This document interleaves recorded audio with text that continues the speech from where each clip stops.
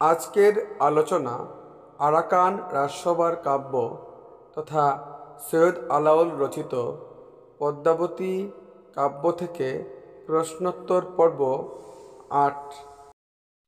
যাবতে না করে যোগী আপনা বিনাশ, তবে তো না পুরে কবু নিজ মনোয়াস। আপনা করিয়া নাশ বাবহ যাহারে, কার্যসিদ্ধি হইব মাত্র রাখহ তুমারে। মহাদেব বললেন রত্নসেনকে। মুই মুই করিতে হারয়ে সব কাজ, আপ নাহি সব আছে শুনো মহারাজ।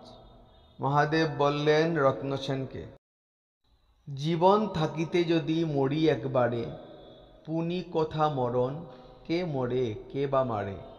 মহাদেব বললেন রত্নসেনকে, আপনি গুরু যোগী আপনহি চেলা, আপনে সকল মাত্র আপনে একেলা। রত্নসেনকে মহাদেবের উপদেশ। যে চাহে করিতে পারে আপনে আপন, আপনে মরণ সত্য আপনে জীবন। রত্নসেনকে মহাদেবের উপদেশ। আপনা করিয়া নাশ আপে সর্বলয়, আপনি যাহাকে ভাবে সেই আপ হয়। রত্নসেনকে মহাদেবের উপদেশ। গন্ধর্ব সেন প্রেরিত রায়বার ও যোগীদের কথোপকথন বর্ণিত হয়েছে রাগ চন্দ্রাবলী ছন্দে। সবে বণিজার মিলিয়া পসার, বিকিকিনি করে হাটে, যবে যোগ শিক্ষা মাগিলয় ভিক্ষা, চলিছ আপন বাটে।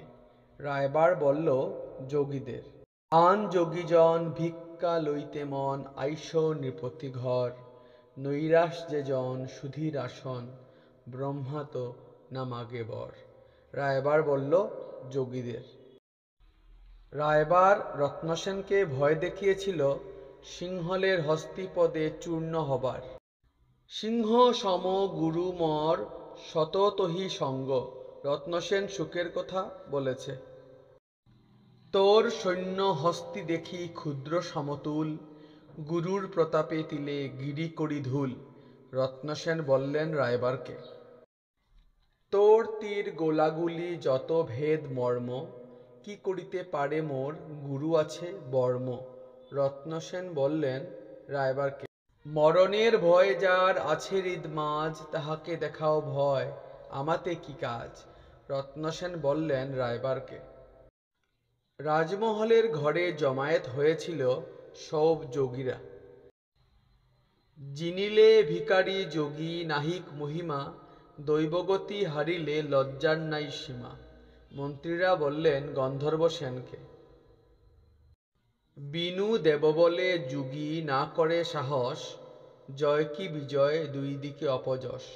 মন্ত্রীরা সাবধান করলেন গন্ধর্ব সেনকে। স্বর্গপুরে বাঞ্ছা মোর ফাঁকাহীন কায়া, বুঝিতে পারিল তত্ত্ব প্রিয় রসমায়া। রত্নসেনের স্বগতোক্তি। নয়ন থেকে যেন রক্তধার বয়েছিল রত্নসেনের।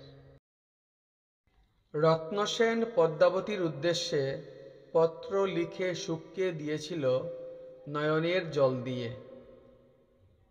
ঘরে তো আসিলা ফিরি না করিয়া দিঠ, একবারে হেন ভাবকেরে দিলা পিঠ। শুক বলল পদ্মাবতীকে, এমত বসন্ত খেল তুমি সে নিষ্ঠুর, পরের রকতে পৈর শীতৎ সিন্দুর। শুক বলল পদ্মাবতীকে। পদ্মাবতী স্বর্ণমসিতে রত্নসেনের উদ্দেশ্যে পত্র লিখলেন রাগ দীর্ঘ ছন্দে। শুক ও পদ্মাবতীর দ্বিতীয় কথন বর্ণিত হয়েছে রাগ যমক ছন্দে। সহজে অবলা জাতি কুলশীল লাজ, তে কারণে ব্যাকত করিতে নারে কাজ। শুক বলল রত্নসেনকে,